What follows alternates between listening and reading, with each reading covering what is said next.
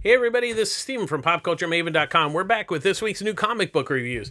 And really, it's a pretty small week. It's one of the smaller weeks I've seen in a while. And really, it's a fairly big DC week. There wasn't really much from Marvel this week. The indies were pretty light also.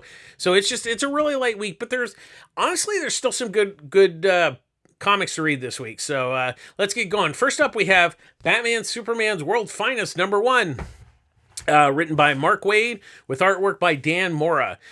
So I love Mark Waid. I really like his writing, and he is the perfect writer for this book because I've always said that in a way World's Finest, back in the day when they were doing silly stuff. I mean, it was great. It was fun. But in a lot of respects, Batman teaming up with Superman on a regular basis kind of doesn't make too much sense. But it really comes down to the writers. There was recently a run by Gene Yang, and he did a wonderful job. It was a really good story. He got how you kind of team them up. But his was also like a pretty big epic story. But I will give the one thing that Wade really gets is that having them team up, you kind of have to have a fun factor to it. There has to be kind of a not so much a heavy, it can't be dark, that's kind of one thing, but the really smart thing that he does is he obviously, he mixes, because the first villains is Poison Ivy and Metallo, and he really kind of mixes it up, and I think the big thing is that he uses their strengths and their weaknesses to really round out the story. And he really captures that yin and yang of like their pluses and minuses, and then that's why this book works so well. It's fun, it's exciting, it's kind of just what comics, superhero comics can be, just like fun and crazy. It's not necessarily super deep or anything like that, but once again, he's not trying to do that. So one, you have a great story. Basically, the really hook of this first storyline is that Metallo injects Superman's heart with red kryptonite, and basically red kryptonite, you never know what the effects of the kryptonite are going to be. So because he basically has so much in his body, everything, like he starts hallucinating, he starts knocking over buildings. He at one point he turns to steel. I mean, it's crazy, and that's what makes it's so wild, because there's all this insanity going on in the story with Superman, and Batman's just trying to control everything, and he's like going up against a Man of Steel, could snap him in half, and it's just a really wonderful story. But it's one thing to have a good story, but you have Dan Mora doing the artwork, and he is an amazing artist. He's absolutely amazing. He did Once and Future, Boom. He's been doing detective comics for a long time. I am so happy he's on this book, because he is the absolute perfect artist, because he can do both that. He's able to balance that lightness to the story, but when like Superman goes nuts, he's able to, do the action and everything really well. It's a really great looking book. The artwork is absolutely fantastic. And it really just like I said, it's not so much that it's that deep of a comic, but it's just fun superhero comics, and there's not a lot of those that really happen anymore. Everything's all dark and depressing sometimes. And not that this is like super light or super dark, it just strikes that balance. And Wade and Mora just nail it. It's really wonderful. It's my big pick of the week. It really, honestly, even on a bigger week, it would still be my big pick of the week. So that is really comes with my highest recommendation this week. Next up, we have Slumber #1, written by Tyler Burton Smith, with artwork by Vanessa Cardinale. So this is kind of interesting. So you have this sort of detective, and in a way, so if you've ever seen the movie Dreamscape, it does kind of follow that basic premise where and she is able to go into people's nightmares, and so she's able to cure them. So some people, like, let's say, so you're afraid of clowns and you keep having this reoccurring clown nightmare. So what she'll do, her and her partner will go in and kill, destroy the nightmare, and then you're able to, like, release. You're not going to have that problem anymore. So I think the premise is kind of interesting. It kind of it's not perfect, and it does kind of meander a little bit in the first issue, but I think the concept's fairly strong, and I think it's a good fairly decent concept. Cardinelli's artwork's actually pretty nice. I did like how she, when you kind of go into the nightmare world, she does the artwork's a little bit different in there. There was a little bit of inconsistency, but it wasn't too distracting or anything like that. Overall, I think it shows promise. I wouldn't say that I was necessarily blown away by the first issue, but I think it has a good idea, and I think it could go somewhere. I think this is one of those books that really, the second issue is going to be kind of the key on where it really is going to land. I think, like I said, the first issue is okay. But I think it does show some promise. It's got some decent ideas there. Next up, we have Batman the Night, number 3, written by Chip Zdarsky, with artwork by Carmine D. Gardamencino. So Bruce is. So this is early. He hasn't really become Batman yet. So he goes to Paris. And so it's more of a detective story, which is quite interesting, because in a lot of ways the irony is he's not Batman. Batman's not even in the book. It's Bruce Wayne. And of course, they're not going to say Bruce Wayne the Night, on the cover, because Batman sells. But I think that's what makes it. That's what I find interesting about this story is it's a Batman story that doesn't have Batman in it. It's really a detective story, which I think a lot of times really kind of sometimes gets lost. That he is the Dark Knight detective, and Zdarsky really captures that who done it, like murder mystery sort of thing. I mean, murder mysteries are always good, easy story elements to tell. The thing is, you have to pepper it with things that make it interesting more than just like a basic murder mystery. And he's really done that here. And this third issue has some really great twists and turns. They actually find out who the murderer is, but capturing that murderer is not going to be that simple, because in some ways they've kind of blown his cover. So they have to now kind of be careful, because they want to find him, but they kind of have to, because otherwise, now that they've blown his cover, he could just blow town and they'll never catch him. So, and they can't go to the police because they don't really have any evidence per se. So it's really interesting. And then Guillermo's artwork is actually really nice. This is a really good looking book. This has kind of surprised me, because once again, there's so many Batman books that are on the market today that, a lot of them are just kind of, you're kind of getting Batman out. But I have to give this, I like it because it's not really a Batman story, which is kind of the smart move on Zdarsky's part. So I'm still digging it. It'll be interesting to see where it all lands, and it's worth checking out. Even if you're a little tired of Batman, I'd say this one's still worth checking out. Next up, we have Land of the Living Gods, number 2, written by Isaac Mogajane, with artwork by Santos. So the first issue was kind of interesting. It had a really interesting setup to the story. So what it is this girl has basically her mom has passed, and she's kind of she's been basically told to go find the gods. That's what it is. So the interesting thing, so I started to read the second issue, and when you read so much stuff like I do, you kind of I honestly forgot what the first issue was about. So I went back and read the first issue.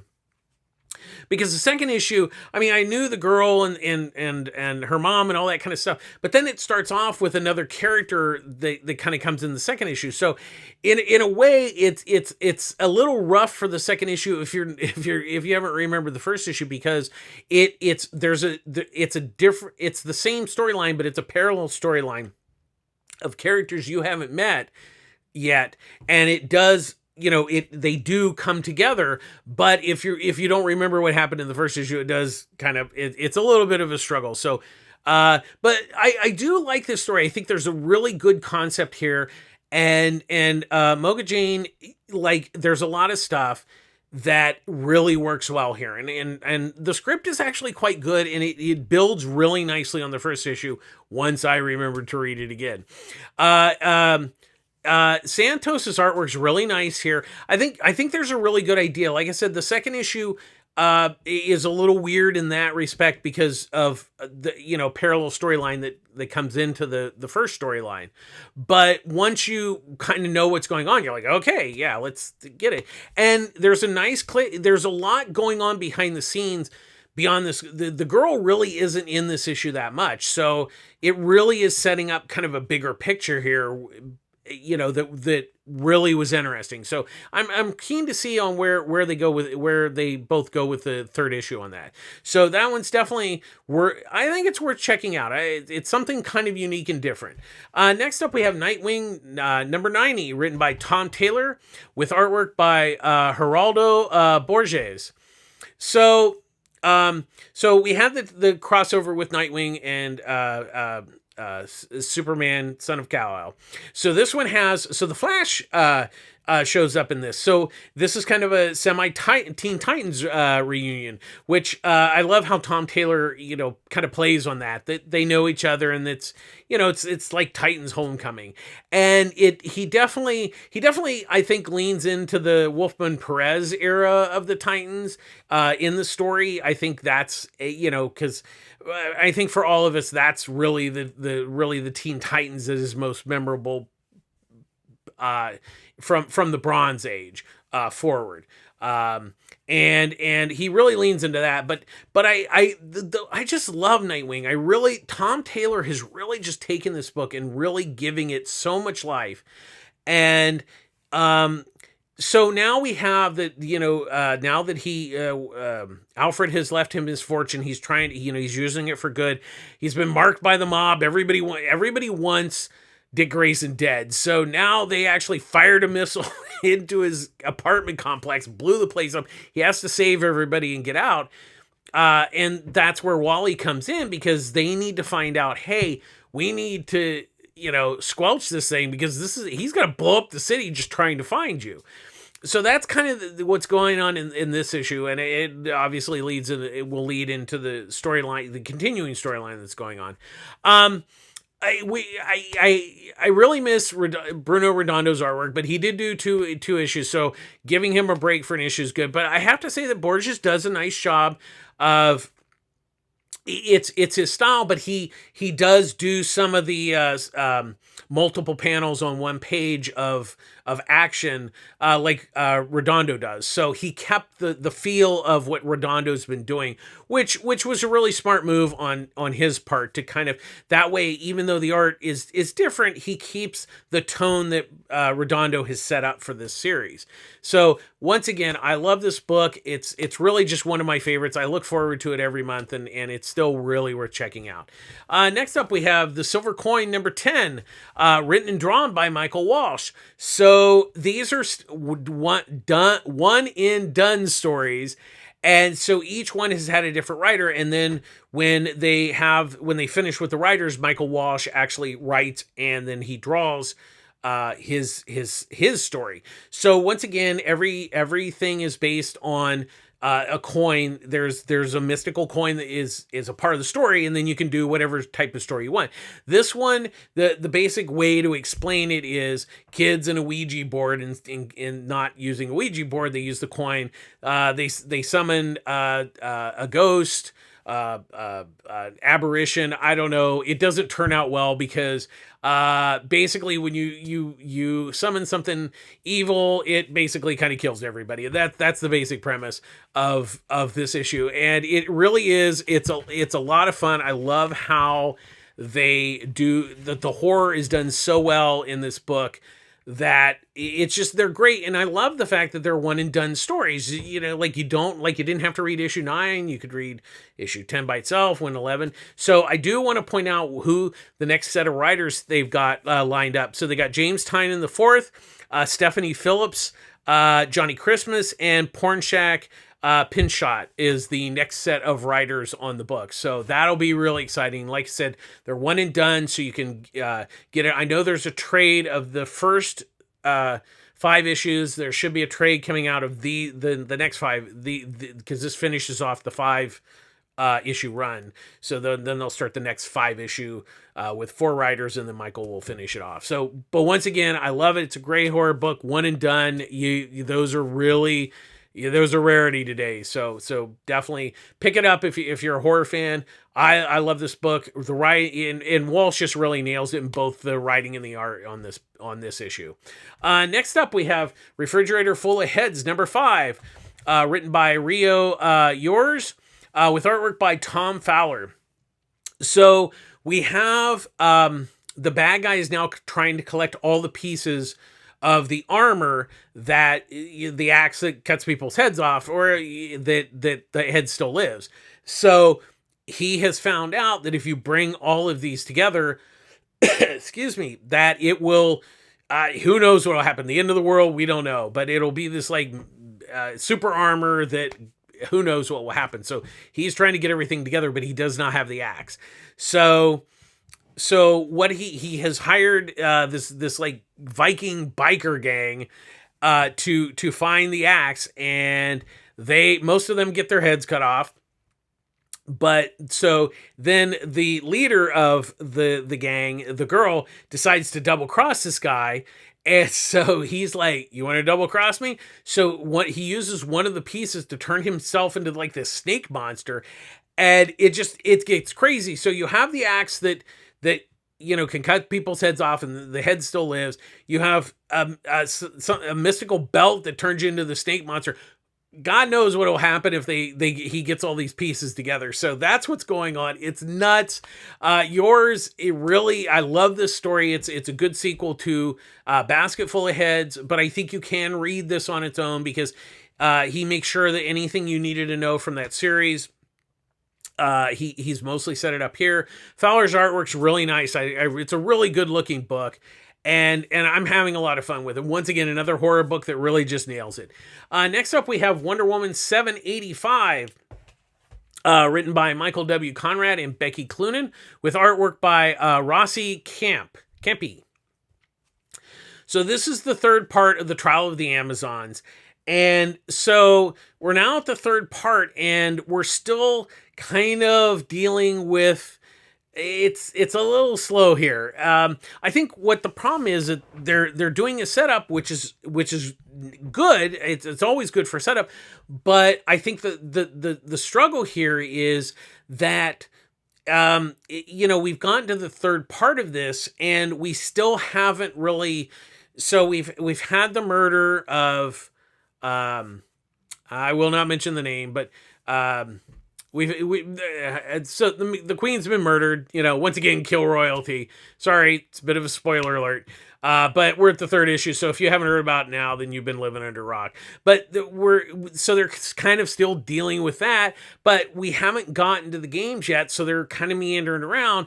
And I just feel that like that the story's spinning wheels a little bit here. Now, I didn't find that it was bad, and I have been a big fan of Conrad and Cloonan writing this. Now, I did think that the last story arc was a little bit of a struggle for me with Wonder Woman.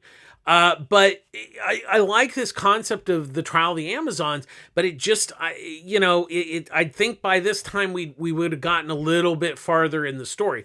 Not that it's bad. I think there's a lot of good story there. I think it's just, the question is, it's probably going to work better as a whole story instead of like reading them in these parts. That being said, I did like it. I think that the concepts here is really good. I just think that for me, I would have liked a little more, had the story take off a little bit more of this issue. But I guess we'll see, because the next one is the Wonder Girl special. So that'll be the fourth part. I will say, Campy's artwork's nice. Does a good job on the artwork. It's a nice looking book. But like I said, we'll just really have to see, I think, where it all lands in the end. I think that's really where it's going to come together. I mean, this is kind of a bit of a middle part, and that could be what maybe why I'm struggling with it a little bit, but not too bad. And finally, this week we have DC Horror Presents Soul Plumber #6. Written by Marcus Parks and Henry Zabowski, with artwork by PJ Holden and John McCrae. So it all comes together, all the insanity of releasing demons from another world. We have the hero. It's, once again, it's hard to describe this book because it's so like freaking crazy. There is so much insanity going on that it's really hard to explain. So we have once again, so what it is, it's basically a good versus evil. So you have this this creature from another dimension. So the hero has to create a fighter for this. Think of like Ghostbusters, the first thing that pops in your head. And instead of the case of a giant marshmallow, Mr. Stay Puft, he comes up with a pastor that was a karate champion to fight this demon that's like destroying the city, which is wild. But then he finds out that Blurg is a creature from another dimension and is actually trying to help, fix all of this. And it gets crazy. But I think the interesting thing is, and I think anybody who's reading this will not be surprised by this. I think it's an interesting take on religion in general, on how people perceive religion. And it first and foremost, it does not knock religion. It's just, it looks at how people react with religion, and how people feel the need for it and stuff like that. And so I think what was really interesting about this issue is there's the big battle, but then there's the aftermath, and there's a lot of great social commentary that works really well here. And that part doesn't surprise me, but I think I really have to give it to Parks and Zabarski, that they pulled the whole thing together. Like, it really just has a great flow, and it has a really solid ending, and that is what really you want. You want it to all come together in the end, and it really does. Holden and McCrae have really, the artwork, I've been a big fan of both their artworks, and they really they bring it all together this issue, because like I said, there's just crazy shit going on all over the place in this issue. And honestly, I don't know how they fit all of this. Like, there's so much packed into this final issue. It's insane. And it just works, both story and art wise. It's just been a wild ride. If you've missed it, I know there's going to be a trade of it, hopefully coming out soon. And if you're like into horror and looking for something different, this is definitely should be up your alley. Something you should be reading. And I did enjoy the whole thing. I thought it ended quite nicely. And that's going to do it this week. Kind of a small week, but some solid. I don't think there was anything that was really like terrible this week, which is always good. I hate giving bad reviews. I do not like to give bad reviews, because I understand how hard it is for creators to do this. It's not easy, especially if you're doing something on a monthly schedule. It's even less easy than normal. So that's going to do it. Public service announcement, as always, I get all my comics at Pulp Fiction Comics, Long Beach, California. Ryan runs a great store. Annie and Eduardo are there. They're great customers. They offer discounts on their pull service. They use pull box. It's great. You can pre-order your books. You get your book. I always get my books, unless I screw up the orders. They run a great store there. They offer, like I said, they offer discounts on their pull service. They offer 30% off of trades and graphic novels, 20% off of manga titles. A really, really nice store. There is a sister store, Pulp Fiction Culver City, run by Chris and her team. Same name, different city, but run by Chris and her team. Once again, they offer pull service, discounts on their trades and graphic novels. Really nice store if you live more in the LA area. It's a great store to go to, really big store. But really, the important thing is to support your local comic shop. Things are still tough on small businesses, but supporting your local comic shop is really, really important. Not only does it help the industry, but it helps your local comic shop.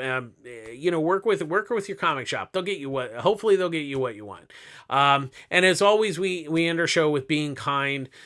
Things are still tough out there. There's a lot of crazy stuff in the world. Also be safe. Please make sure you get vaccinated, and even though we're on a downturn, please make sure you stay safe. I think now's the time to not let your guard down, even though things seem to be better. But once again, being kind can really do you a lot of good and other people good. So please take care of yourselves out there. Please like and subscribe to our YouTube channel. It'd be great. And as always, thanks for watching. It was a short one this week, so hopefully I didn't put you all to sleep. So anyways, take care, be safe, be kind. We'll see you again next week. Bye-bye.